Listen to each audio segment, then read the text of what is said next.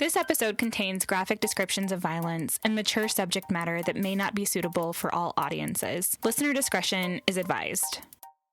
Welcome to Buried Evidence, a true crime podcast.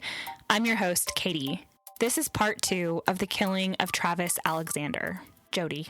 Most of us have experienced jealousy, maybe even rage at some point in our lives. You may have felt the anger rise up in your chest, pushing you to act on those impulses. Did you punch a wall or scream, say something you regret? Maybe you even did something you regret. But did you brutally murder the subject of your rage or jealousy? Or were you so aggrieved that you plotted your revenge for weeks? Jodi Arias was interviewed by detectives for several hours over the course of a few days before she was extradited to Arizona in July 2008 on charges of first-degree murder. Detectives gave Jodi multiple opportunities to tell them what happened on June 4th, 2008. They presented her with the evidence they collected from the scene, which implicated her involvement, and even brought in a female detective who patiently tried to get Jodi to talk about what happened, but she wouldn't budge. When the conversation moved back to the deleted photos from the camera found in the washing machine at Travis's house, Jodi asked several times to see the pictures. She wanted to know what was on those photos, presumably so she could fit her story to match what they found. You can let them know what happened, the facts of what happened. I don't have all the details. What details do you have? Was he happy to see you when you got there that day? Or did he appear happy? Or was he angry that you showed up?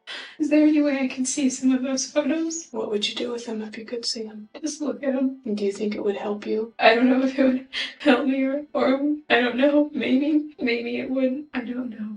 I don't know. Well, I know you can't tell me that you're not struggling in your mind, and thinking about what happened over and over and over again. At least what you can remember. You can help me understand at least what led up to it. I don't think that you're a bad person. I think things got out of control and you don't understand why. And I don't think that you're going to feel good about yourself until you unburden yourself and give the family some closure. Because at this point, what else do you have? What else do they have? What have you got to lose? What have you lost? Then do something selfless. Do something selfless, that quality that you admired in Travis. Show his family that at least you have that within you. How is seeing those pictures again going to help you? What is it that you're trying to piece together? I don't know. There's also a bit of morbid curiosity, I think.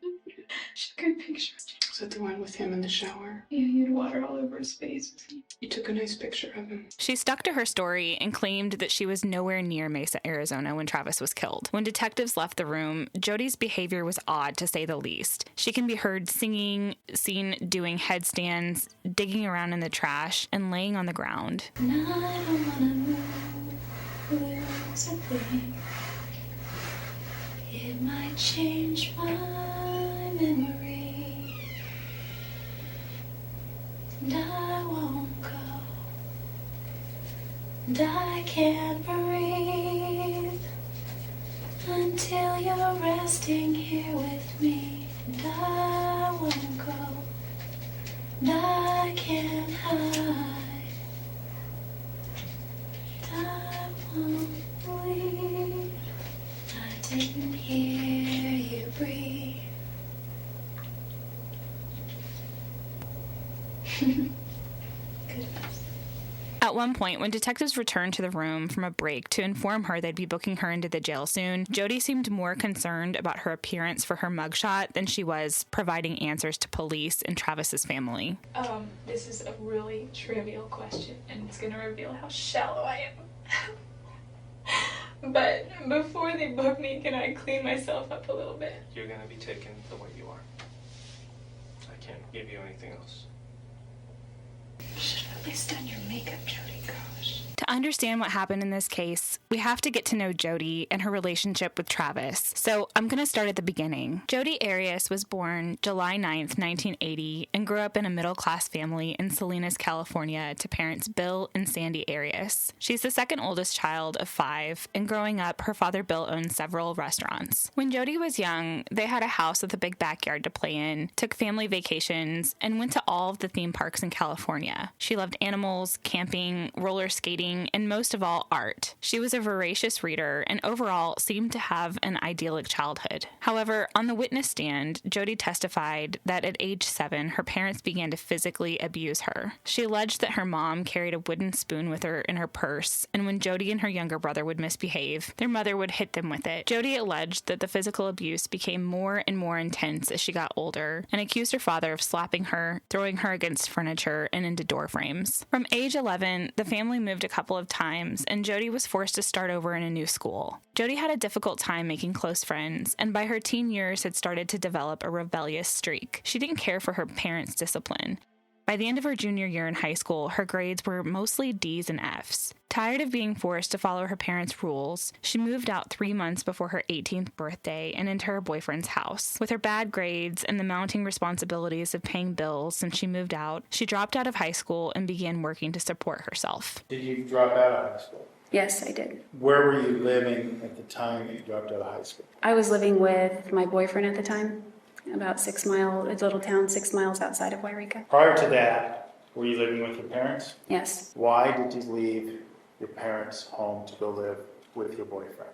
I was kind of becoming tired of the discipline, and I was 3 months until I was 18. And one day they decided to ground me until I was 18 because I skipped one period in high school because there was a final for my, I was taking a college history class, U.S. history, and I didn't feel like I had adequately studied for the exam, so I skipped that period to study for the exam, and decided I would make it up the next day. So I parked my car in the parking lot of Rite Aid and just cracked open the book, and I was studying it for that hour. And my dad, somehow he found me. It's a small town, so I guess the school notified him that I wasn't present for that class, so he found me, and at that point they didn't use physical discipline that day, but I was grounded till I was 18, so I couldn't fathom being grounded for 3 months. When you were grounded in my house, it meant no phone, no TV, no friends, no social functions of any kind. You're in your room, period. So let me ask you this. This would have been towards the end of your senior year in high school, or was this at the end of your yeah, it was in May, I think. Okay, so of your senior year or of your junior Maybe year? April. My junior year. Okay. Yes. So you dropped out of high school before you finished your junior year? Is that right? No, I did finish the junior year, mostly with D's and F's, because toward the end of the year, I just let it all fall apart. You mentioned discipline. You talked about grounding. Was there any particular physical incident or an incident of abuse that motivated you to leave your parents' home? One of the incident I described where I was knocked against, I called it a doorpost. I guess it's a door frame. Then at that point, the guy I was dating, we started talking about me possibly moving in with him. So after that incident, I began to surreptitiously pack boxes of my things and start moving them out to his house. And then when they grounded me until I was 18, all of my stuff mostly was there. And I thought, I'm just going to go ahead. I was going to wait until I was 18 to move in with him, but it was 3 months away, and it just made sense to me at the time as a 17-year-old. So I just moved out. Fast forward a few years, and Jodi had been in a series of other relationships, moved around a few times, and worked various jobs waiting tables at restaurants. By her early 20s, she was working at a high-end resort where she eventually took a role as a wedding coordinator. Around this time, she began dating an older man named Daryl, who worked at the same resort. He'd been divorced and had a young son. He made it clear to Jodi that he never intended to be married again. Jodi enjoyed being with him, and they dated for a few years before purchasing a home together in 2005 in Palm Desert, California. The purchase of the home put a huge strain on Jodi's finances after the mortgage payments went up to over $1,400 a month. Shortly after the purchase of their home, the housing market began to decline, and the couple realized that they would either have to sell the home for a loss or go into foreclosure after they could no longer afford the payments. With Jodi's growing financial problems, she was looking for alternative ways to make money. She had heard of a company called Prepaid Legal and decided to reach out to discuss selling their services. At the time, Prepaid Legal was a multi-level marketing company. So salespeople are not only paid commission on their own sales, but also from their recruiting efforts. Associates are encouraged to bring on more salespeople underneath them and are paid a portion of the commissions earned from the people in their downline who also sell the company's products. In September of 2006, as Jodi was still considering joining Prepaid Legal, she was invited to attend a convention in Las Vegas at the MGM Grand by the woman who had been recruiting her, named Michelle. The convention was a way for associates to get excited about the company, meet other associates, and receive awards for their sales results. After arriving at the convention, Jodi was introduced to several other associates in the company, including Travis Alexander. That evening, Jodi and Travis spent time together discussing Prepaid Legal and getting to know one another. The following day, Travis called Michelle and asked her if Jodi would join him at the executive director's banquet. The event was formal. Women wore gowns and men dressed in suits. One problem, though, the event was in less than an hour, and Jodi hadn't come prepared to attend a formal event.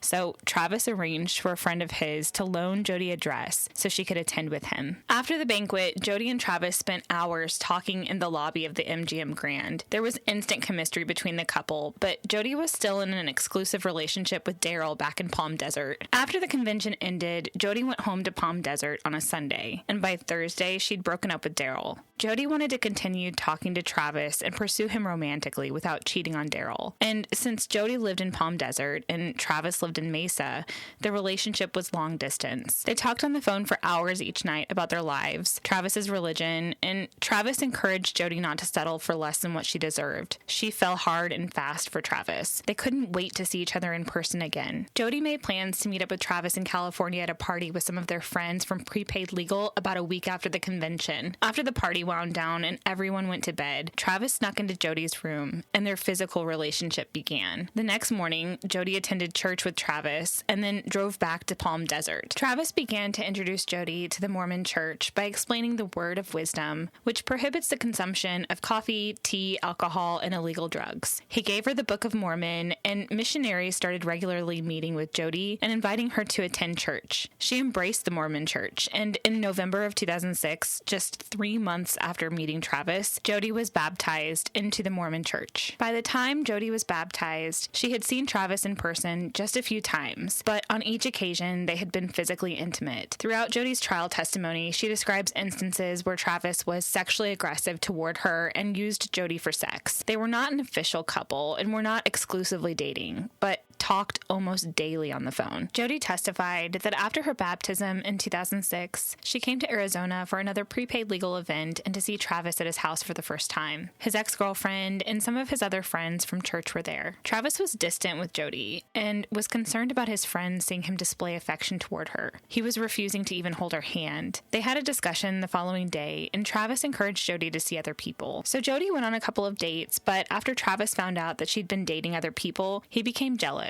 So in early February 2007, Jodi and Travis decided to give being an official couple a try, but it only lasted a few months. The relationship had become toxic, with lots of fighting and jealousy on both sides. Jodi accused Travis of cheating and would look through his emails and social media accounts. They called it quits in June of 2007, but continued having a sexual relationship even after they broke up. Jodi was still living in California at this time, but a few weeks after they broke up, Jodi decided to move to Mesa.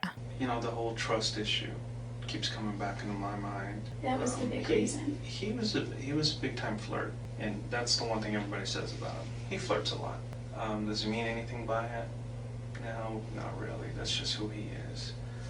He did have, girlfriends here or there, and he was at a point in his life where he wanted to really start settling down. He felt like he needed to kind of grow up, become a husband, become a father.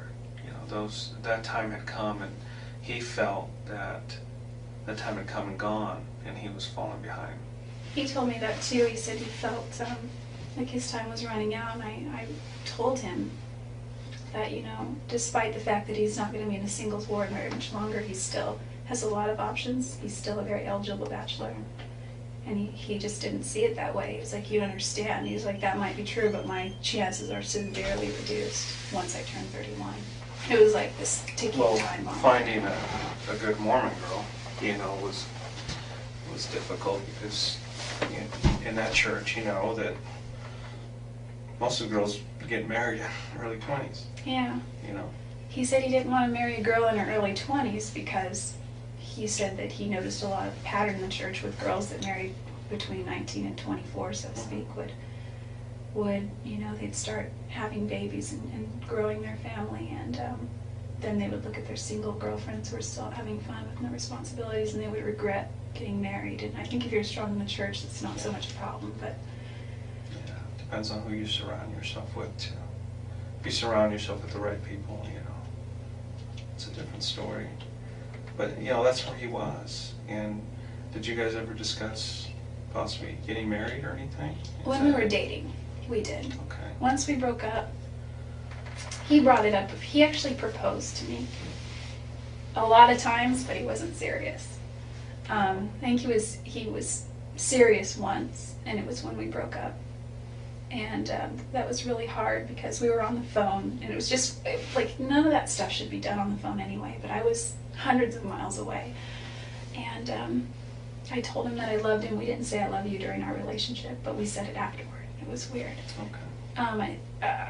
I said, you know, this isn't, breaking up with him on the phone wasn't really the way I wanted to do it, but it was kind of a situation that had just come to a point where it just couldn't be ignored anymore. And Let's move to after the breakup. oh, okay. What kept you in Mesa at that point? I actually moved to Mesa a few weeks after we broke up. Really? Mm-hmm. Okay. I mean, as far as the timeline goes.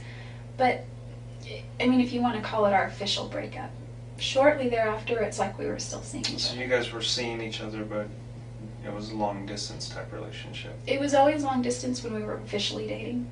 We dated from about the beginning of February to about the end of June. So Okay. February, March, April, May, June, about 5 months total. Okay. In June of 2007, you guys broke up, and then June you moved to 29th. Mesa. Yeah, I moved to Mesa sort of. Most few people, weeks. when they break up, they kind of go their I own know, way. and plans were already in order for me to move there. I was already speaking with a friend who was, you know, was going to be her roommate, and I was her roommate for a short time. Mhm. She's kind of flighty. She's a great girl, though. I had talked to Travis about maybe going to Southern California instead, Okay. and he's really persuasive. He persuaded you to stay there in Mesa. He kind of was playing up all the advantages if I did come to Mesa, and if I did, you know, he said, you know, it's a great place. We could still see each other and hang out on occasion. This church is very strong. You know, you'll make a lot of friends. And I already knew all this stuff prior because we talked about that. You know, and so I went ahead and just made the move. It sounded at the time like a good idea. And you guys continued to kind of see each other at that time? Yeah, at the time I was sort of living more across town over by Greenfield. Do you know where that is? Yeah. It was up Greenfield near Broadway. Greenfield and Broadway were the nearest cross streets. And that's where the girl that I was originally talking with, I moved in with her. Yeah, it's kind of far from Yeah, Travis. yeah. The thing about her, and just to give you a background of why I moved suddenly, she approached me the weekend after I got there and said, hey, she knocked on my door, can I talk to you for a second? I said, sure. And she moved in with her boyfriend, and they were engaged.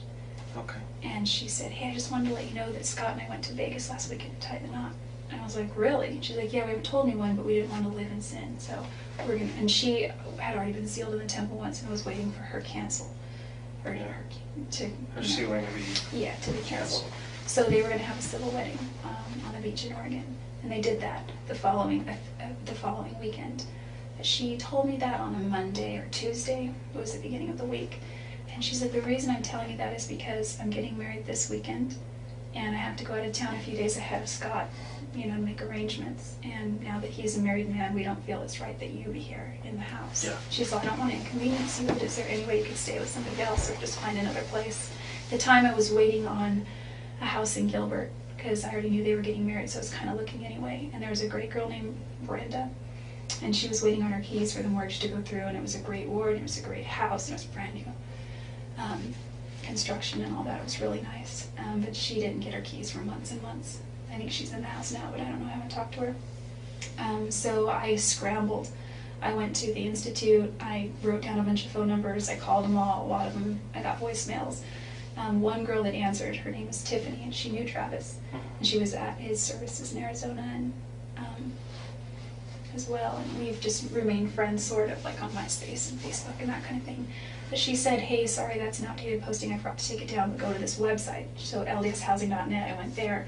I made 3 phone calls for the places that were within my price range. I didn't think to look where they were.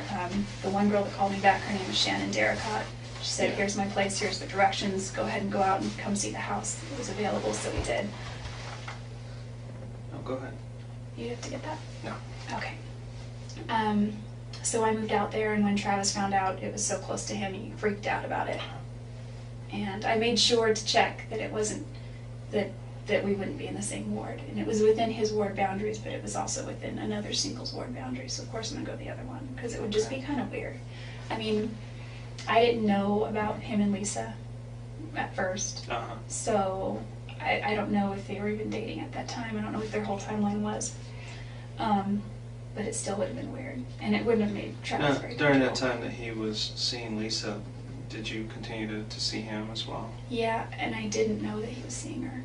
Okay. You know? But he would call you and have you come over? Yeah. They were never destined for marriage, and Jodi pretended to be a good sport about it all. But deep down, it really hurt her to see Travis with other women. She wanted so much more for their relationship. Physically, it was electric between them. But for Travis, that was where it stopped. Since Travis was Mormon and premarital sex was such a big deal, he kept his friends with benefits arrangement with Jodi hidden. She was his dirty little secret. His friends that did know didn't approve and counseled Travis to stop seeing Jodi. In addition to his desire to move on and find a wife, it was not a healthy relationship. Jodi was stalking Travis, looking into his windows at night, showing up at his house unannounced, slashing his tires, and continuing to access his email and social media accounts without his permission. He was private about a lot of aspects of his life. Mm-hmm.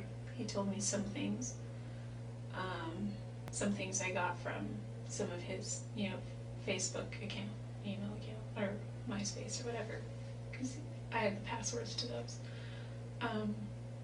But I don't know, occasionally he would get solicitations, and he would always respond, not to answer the solicitation, but to kind of call the person out. And I don't know if anything ever came of those. I don't know. I know his tires were slashed. I don't know. By February of 2008, Travis had begun to officially move on, but since Jodi was still living in Mesa and always hanging around, their sexual relationship continued, and any of the girls Travis tried to seriously date were scared off by Jodi. Finally, in April of 2008, Jodi moved back to California to live with her grandparents. You may be thinking that this is where the story should end. They part ways, move on with their lives, everyone lives happily ever after, right? Tragically, we know that's not the case. This is just where the story begins. Everything I found out about him, he truly had feelings for you. And for some reason, he felt that the relationship between you and him was somewhat unhealthy, but he couldn't stop it. And I assume that's probably maybe the same way you felt about him, or maybe you didn't understand why he didn't believe it was healthy. No, I didn't think it was healthy either, spiritually at least, and probably emotionally, but mostly spiritually. And I think that kind of, once you have something that's not healthy spiritually, it filters through all aspects of your life. It's one of the main, there were 3 main reasons I moved back to Eureka, and one was I was in financial dire straits. I was not getting ahead, things were not working. Everything in Arizona was except for the wonderful friends that I made in my ward, and the opportunity. It's like the Mormon land of opportunity there, which is awesome, but except for all that, every sign was pointing, just go, I wasn't able to hold a job, and that had never happened before. Too much of my nightlife was about him, he would text me and, hey, I'm getting sleepy, ... Just a bunch of Z's, and that was his code to come on over kind of thing.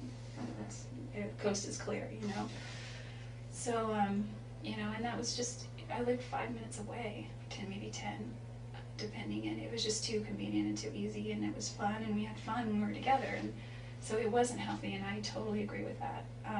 So that was one of the reasons. Well, financially, I wasn't doing well. I missed my family. I moved away. shortly after high school, and I come back to visit, but I realize over the years I've missed out on a lot of things with my little brother and sister. I missed out on just their karate or their baseball or cheerleading or just whatever. And my dad is not doing well. He doesn't think he has very long to live, but he always says that. It's been that way for like a decade. He's still here, thank goodness. My grandparents aren't getting any younger, and I just have an awesome family. And I wanted to be able to just be here for a little bit and regroup financially.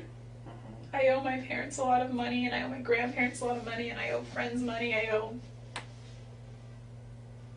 my the guy that I bought a house with, I owe him a lot of money. He doesn't ask me for it, but I intend to pay him back because he really footed the bill on the mortgage for a few months.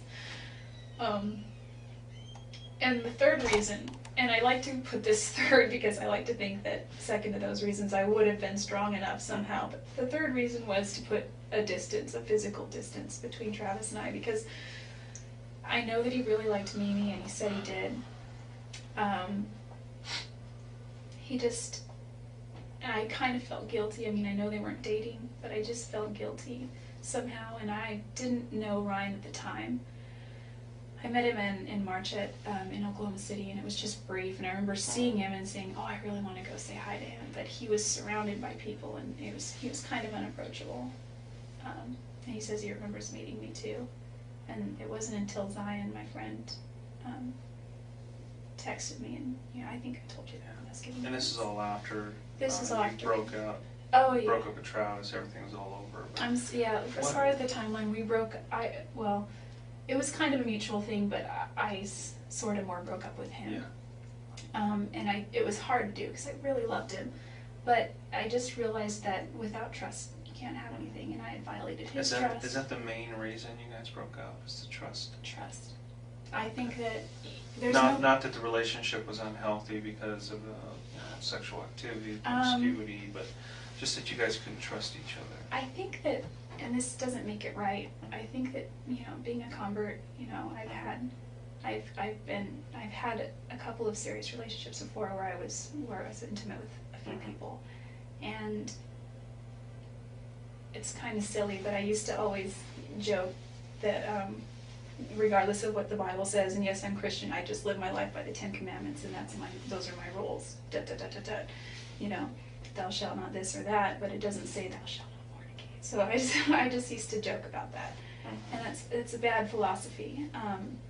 I think that with Travis, there was a part of me that felt really guilty because there was something inside that thought you're this is nice for instant gratification, but you're destroying what you could have with Travis. And that's why we did pray about it. I remember we knelt by his bed once, and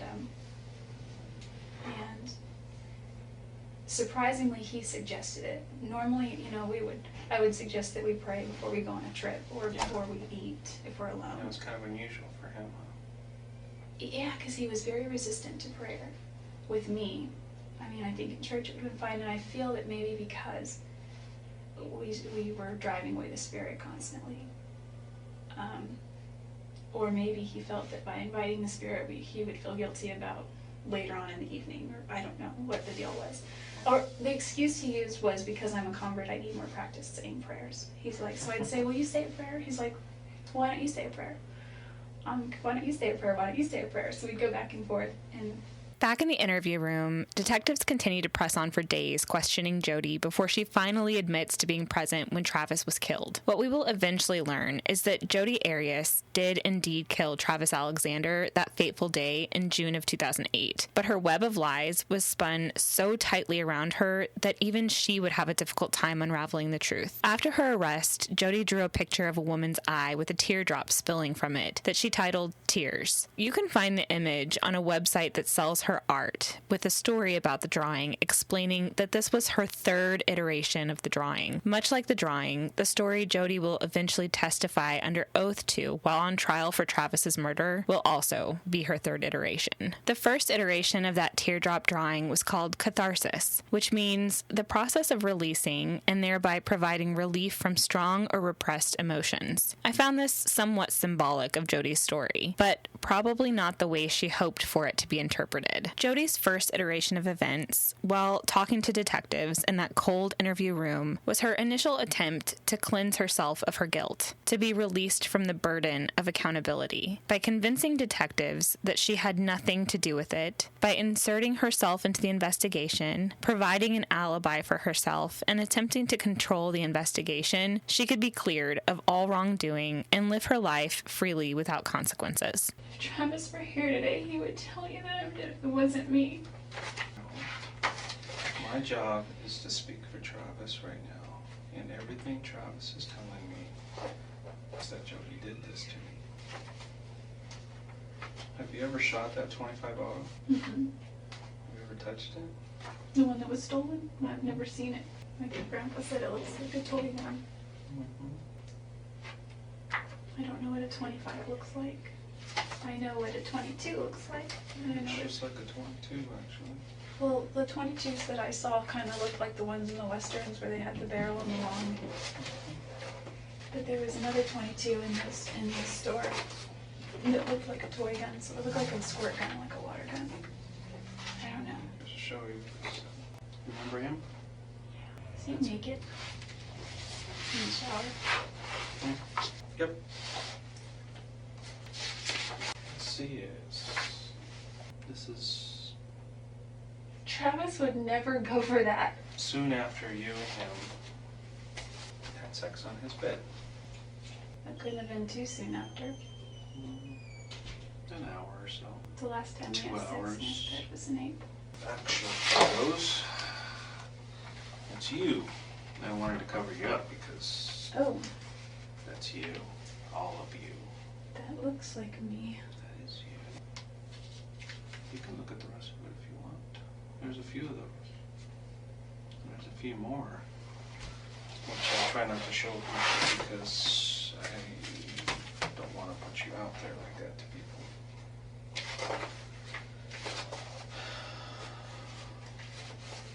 Let's just say I've seen all of you.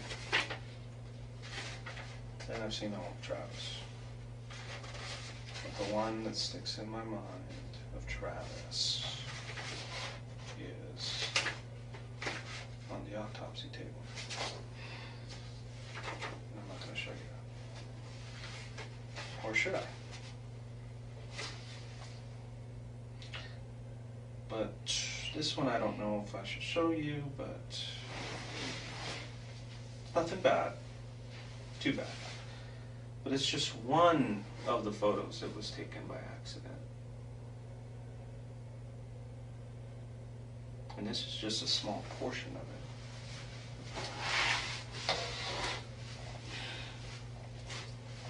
It's your foot, Jodi. These are your pants. No, it's off color because we had to enhance it and the color kind of changes a little bit. That's Travis. This is his bathroom. That is not my foot. These are your pants. It's a different color, like I said, because we had to enhance it and the color changes.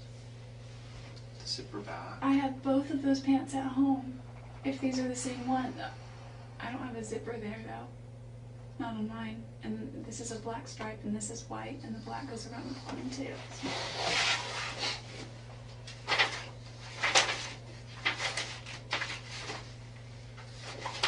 Couldn't even recognize Travis. He'd been there so long. I keep thinking of Brother Hyatt. I had to dress him. No, this is another one that's just a copy, but it's you. Same day. All time stamped, all everything. First picture, you and Travis. Let's see. The date. 6/4/08 at p.m. That's when it started. Photo view started, in Travis's bedroom about 1:30, 1:45, something like that. I don't know what kind of camera I got. There, see that? That spot? See the spots here? They look a different color because we used a chemical to enhance this. That right there is blood. It's a mixture of yours and his. And that's your palm print. Of your left palm. I don't have any cuts on my left palm.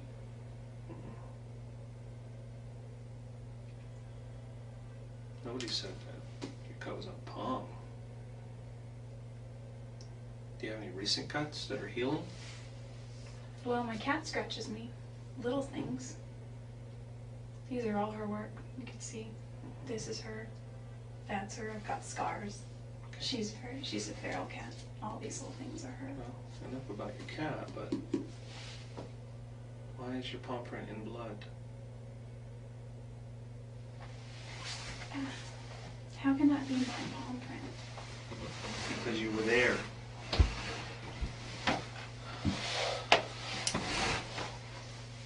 What is this? That's before we used a chemical. We thought we'd get something from there, but this is where your palm print was.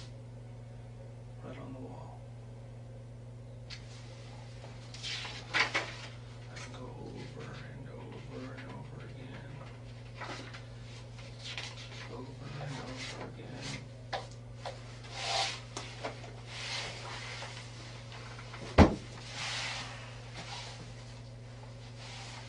There's no doubt in my mind that you were there. There's no doubt in my mind that you did this. None. So you can go until you're blue in the face and tell me you weren't there and you had nothing to do with it. I won't believe you. I will not believe you. Because Travis is telling me that you did this to him. That's my job. My job is to speak for him. And this is what he's telling me. And I want to know why. It's killing me inside. I don't know why. Like, there's no reason for it. There's no reason why. There's no reason I would ever want to hurt him. There's no way anybody else. He never raped me. Nobody. Never. There's no way anyone else could have left your palm print in blood on that wall. No way. Get that through your head. If I was going to ever try to kill somebody, I would use gloves. When Jodi couldn't convince detectives that she wasn't at Travis's house when he was murdered, she made it a second iteration of her story, one that would show she was there, but that she herself was a victim too. It's all a blur. Can I please see those photos?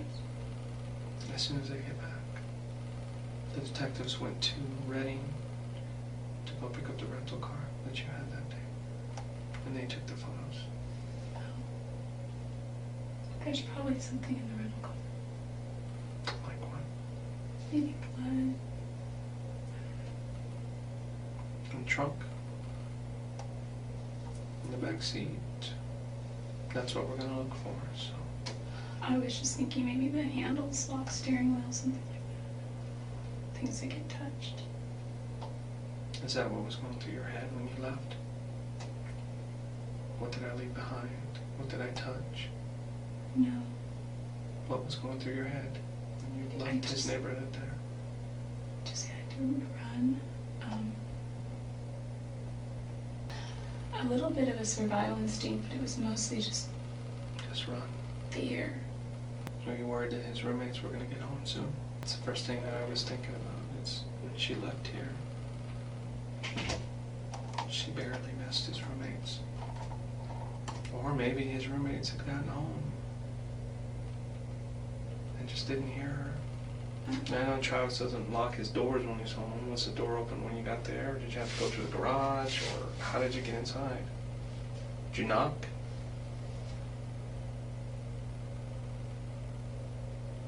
Everybody says he just leaves his doors open when he's home. Trusts everybody. The pictures that I showed you of you laying on a bed and stuff, is that when those were taken that day? Yeah, we also made a video. We deleted it. What happened after that? What went wrong? I know that the last photos of him were taken about 5:20, 5:30.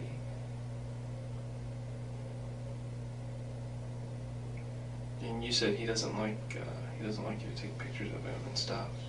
He was very private about the shower. Like we. Is that why you were taking pictures of him in the shower? No, no. Trying to get back at him. No. I'm surprised he allowed you to take pictures of him in the shower. The first few looked like he wasn't too comfortable, but obviously whatever you were saying to him made him a little more comfortable. I remember all that pretty clearly. You remember that? What went wrong? Did he say something to you? Were you angry about something?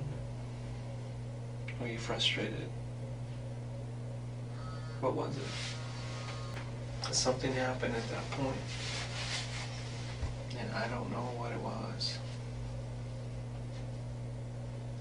What are they going to do with the rental car? Are they going to bring it here?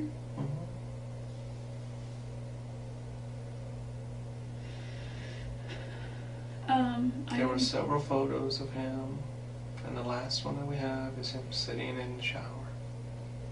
And that's when I think it happened. He was sitting down, looking up at you. What did you do?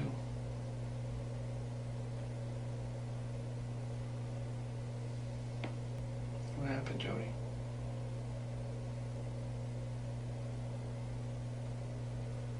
You've gone this far. Did you plan on doing that the whole time?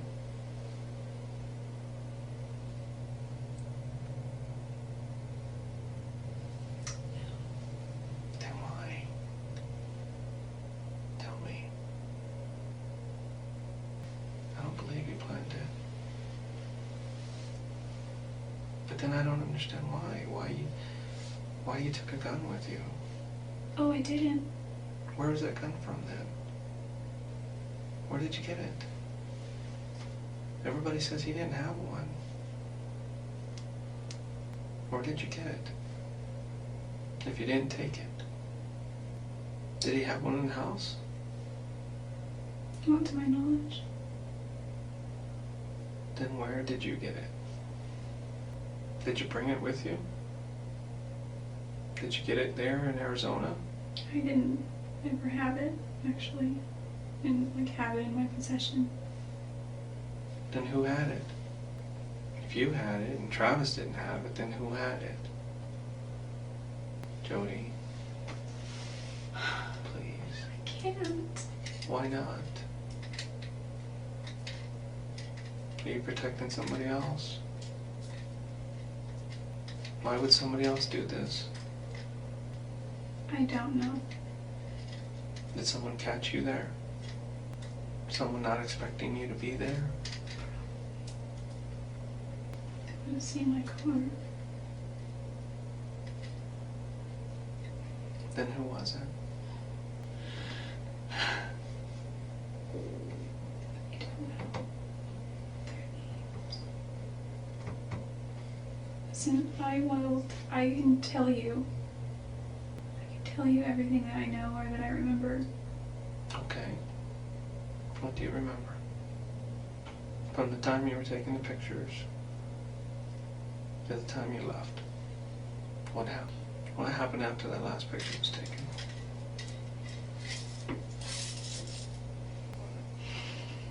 You have to tell me.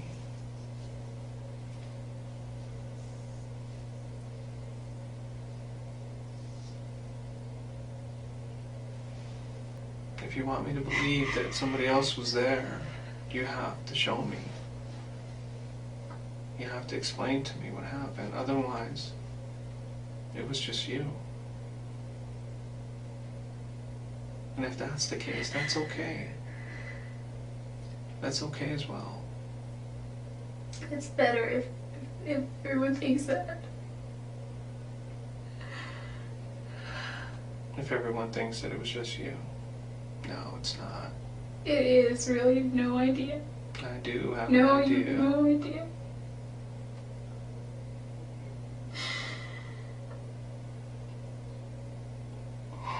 You're going through your own things right now. If somebody else was there with you, we need to know that. Why would somebody do that? Just because you're there with Travis? They didn't say. Hmm? They didn't say. He didn't say? They. What was the first thing they did to him? You were there. You saw it. What was the first thing I you actually saw? didn't see it. I heard it first. Was there an argument? No? Not between Travis and I. Any argument between anybody? Is there any way I can see those pictures? No, not right now. Can I see them soon? I will. No. You need to start letting me know what happened. You're Okay. telling me that some other people were there. You know how much that concerns me? I don't know who they were. They know where I live. Mm-hmm. Or they know where my parents are, or I don't know if they know where my grandparents are, but they got my address. And they know where my family is. Mm-hmm. Sorry. So you're trying to say you're doing this to protect your family? Why would someone do this to you and to him? I don't think they really intended to do anything to me. You're saying somebody followed you all the way to Arizona from here? No, I don't think. I think I was an element of surprise for them. You were an element of surprise? So they didn't expect I'm you to be guessing. there? I don't think so. They didn't expect you to be there. I mean, they had to see my car. Is it someone who lives in Mesa locally? I didn't recognize any of them. Well, you have to give me a motive. Why would they do this? Were they going after Travis? For what reason? You tell me this, but you give me no reason. They didn't discuss much. They just argued About what? about whether or not to kill me. For what reason? Because I'm a witness A witness of what? of him. Of Travis. Of Travis's murder. Yeah, but I didn't really witness it. Didn't see much. Okay. I just, oh. You need to make this believable, because it is not believable to me right now. You need to give me something. Okay. Listen. I am listening, Yeah, Jodi. I know, I am I know. listening, I'm and just it doesn't saying- make any sense to me. It's fine, because my family will, Well, help us protect your family. If that's the case. they got my driver's license. It has a P.O. box on it. Mm-hmm.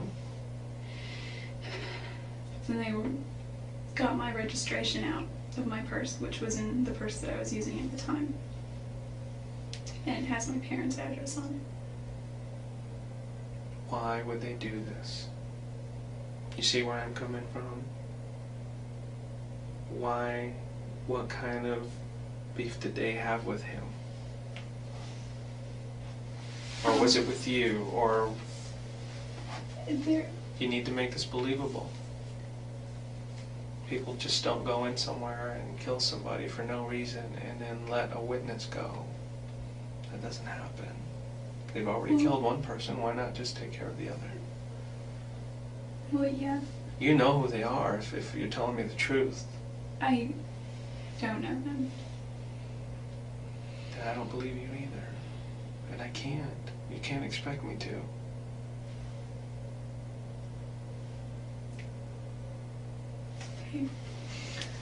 Here's what I happened. want to. I wasn't planning on going to Travis's house. I was gonna go to Santa Cruz. Well, I wasn't even planning to go to Santa Cruz. I was gonna go to Monterey, but by the time I called Matt, he's like, we're in Santa Cruz, meet us here. And I said, okay. So I went to the Red Room there, just a little kind of hangout for the locals. So the younger kids our age, sort of 20-somethings and 30-somethings. And I stayed the night in Monterey that night. Got up the next morning and visited with Daryl and his son before he went to school. Drove, this was Tuesday, the 3rd. And driving to LA, hadn't heard back from Laura yet, but that's what it was. It wasn't until I got to LA where I thought, I was looking at my map, and Utah wasn't really on there, but, I mean, Arizona, but because it was to Utah, the MapQuest directions I printed. Okay, I just see, like, I've seen The Sopranos, and they're not mafia or anything, but, you know, I honestly, there's a part of me inside that thinks they're never going to come after my family. Well, from what you're telling me and from what I know about Travis and all his dealings, there's no reason anybody would go after him. Nothing. So what you're telling me about 2 people coming in, or however many people coming in and taking care of him and letting you go, just so far-fetched. I can't believe it. Why would they do this to him? What were they arguing about? What did they say? Their details. They didn't say a lot. They were white Americans from what I could tell. They had, what do you call those things? They're like beanies, but they cover your whole face. And you've got like holes for your nose and in your mouth, in your eyes. And one was black. I think they were both black, or maybe dark blue or something. Anyway, it wasn't until I was in LA and Laura wasn't getting back to me, and it was already like 9-something, that I was like, maybe I will just go see Travis briefly. And I called Ryan and said, my phone was about to die. And I tried getting hold of Matt. I got his voicemail. I was going to ask him if my charger was there and if he could save it or mail it or something. I did call Travis and I said, guess what? And he said, what? I said, I'm coming to Arizona tonight. And there was silence, and he goes, really? And I said, yeah. Well, what made you change your mind? And I just said, because I think I just told him I missed him or something. His roommate was home when I got there. I'd never see his roommate though, so I think I was asleep by the time he thought I'd been left. Okay, if you don't believe me, that's okay. I'm trying to. I'm just saying really that, hard. you know, it sounds to me like I'm already in the system, pretty far in. I'm not getting out anytime soon, and as long as the rap falls on me, I think that it's not good. Don't do this. No, I'm just saying. I think that as long as that is, there's less of a chance that my little brother is going to be hurt, or my mom, or my dad, or my sister that live there. Okay, we'll continue with the story. Anyway. About 1 o'clock. Yeah, we had sex a couple of times. Once was in his bed, and once was again downstairs in his office. I don't know what he was looking at some pictures that I had brought for him. So you guys worked with that for a while, or? Yeah, we had 3 discs, I think. Okay. Yeah, 3. And So what time is this now? You guys are messing with the computer. I don't really remember. It was after we had done A couple hours, or an hour or so later. Yeah, maybe. At one point he was going to go up and take a shower, and it took a lot of convincing prior when he was shaving. I was like, I got some ideas, and they didn't turn out good at all, not like I wanted to. But I thought that I could get some cool pictures of him shaving. It's because he does the whole old-fashioned thing with like this little, I don't know how it works. He liked it though, apparently, because he used it for his profile picture on MySpace. So those didn't turn out as good. I was going to do that again later, but I asked him if I could do pictures of him in the shower, and he's like, no. I was like, I just have an idea. I have a couple ideas. And he's like, well, what do you mean? And I said, I have this, I saw this thing in a Calvin Klein ad once that looked really good. And so he was, you're right, he wasn't very comfortable at first. He's standing there and he's all, I feel gay. He has that look on his face, though. So some I deleted and some I kept taking. And some he looked really good, I thought. The one that you showed me yesterday of him looking right at you, I think that's a great picture. He hates it. I don't know what he hates about that. I think it's a very good picture of him. So you were taking pictures and showing them? Yeah. He's all, let me see, chilling. His shower door was open, and his water pressure in that shower isn't that great, so it's not like water was going everywhere. What happened when the last picture was taken?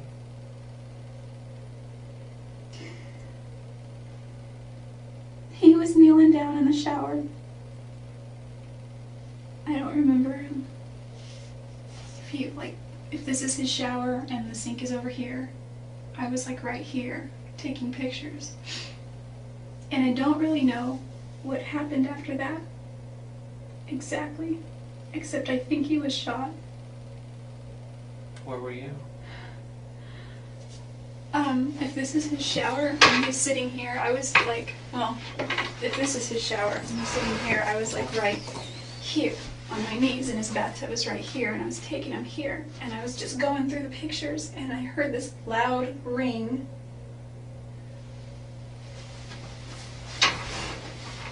And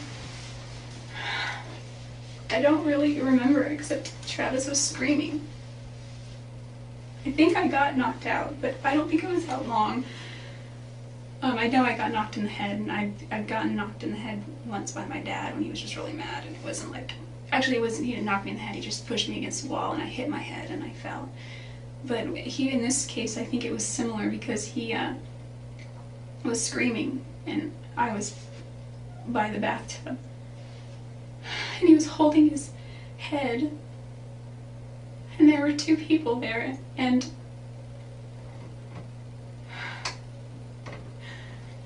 What'd you say?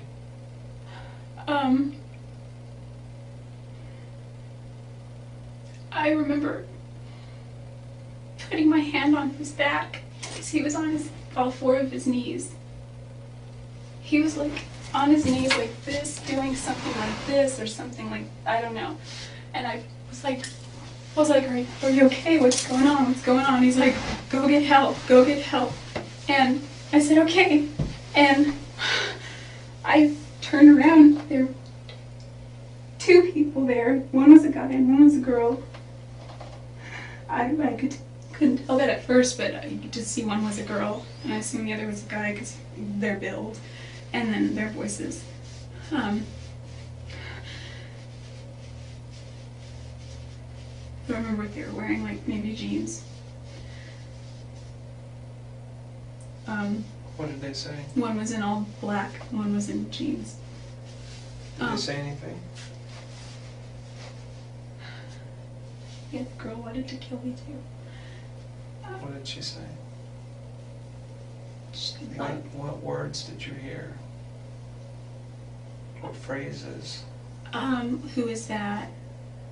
Who is that? I thought he was by himself or alone or something, and he was like, shut up, just finish it, and Travis was screaming the whole time. He wasn't screaming like a girl, he was just like he was in pain, like he was like shocked, like, you know.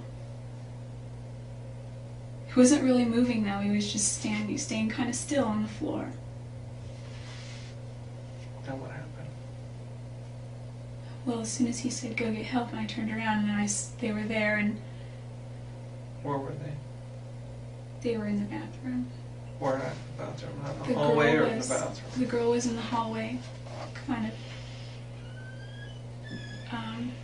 And the guy was more toward in the bedroom, but like still in the bathroom, like on the tile carpet area, right there where it starts. And he started coming in toward the bathroom too, and I. What'd you do? It was. What happened? What happened, Jodi? What did you see? I took it out like a little bitch. You took off? I ran, and he stopped me, but Who stopped you? and Travis, he was he was still like conscious and still alive, and But you just left them there.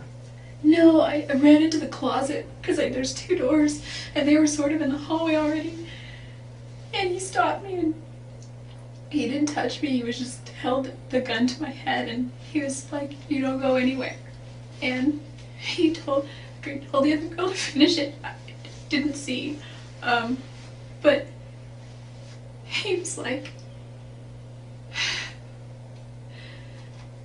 I don't think he was saying a lot, but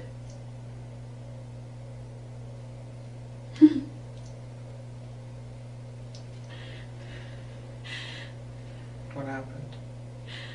he told me to stay there and not to move. And where was that? In the closet? No, it was like this. Sorry. Finally, years later, when it became clear that this version of events would not convince a jury of Jodi's innocence and Travis's murder, Jodi, with the help of her defense team, came up with the final iteration of her story. This version of events would be told from the witness stand, and much like her drawing, many tears were spilled.